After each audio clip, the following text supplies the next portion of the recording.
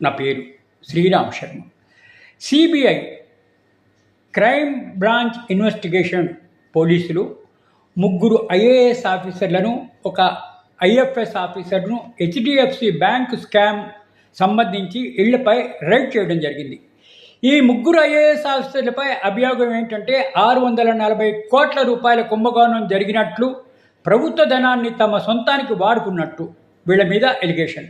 Central bureau of India Haryana cadre IAS officer ఒక IFS officer ఇంటిపై చండీగఢ్, పంచకుల, ఢిల్లీ ఈ విధంగా స్మాల్ ఫైనాన్స్ బ్యాంక్ స్కామ్లో వీళ్ళ పాత్ర ఉంది అనే అనుమానంతో సిబిఐ వాళ్ళు వీళ్ళపైన రైడ్ చేయడం జరిగింది.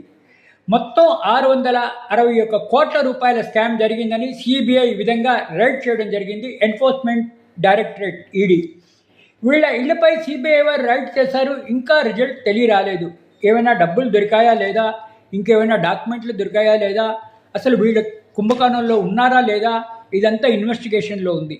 ఇన్వెస్టిగేషన్ బయటపడిన తర్వాత వీళ్ళు నిజంగా ఉన్నారా లేదా, ఉంటే ఇప్పటిదాకా ఏం చర్య తీసుకున్నారు వీళ్ళ మీద, వీళ్ళు డబ్బులు సీజ్ చేశారా లేదా, బ్యాంక్ అకౌంట్ సీజ్ చేశారా లేదా, ఏమైనా స్థిరచరాస్తులు ఏమైనా రైడ్ చేశారా లేదా, ఇవన్నీ బయటపడతాయి ఒక 2-3 రోజుల్లో.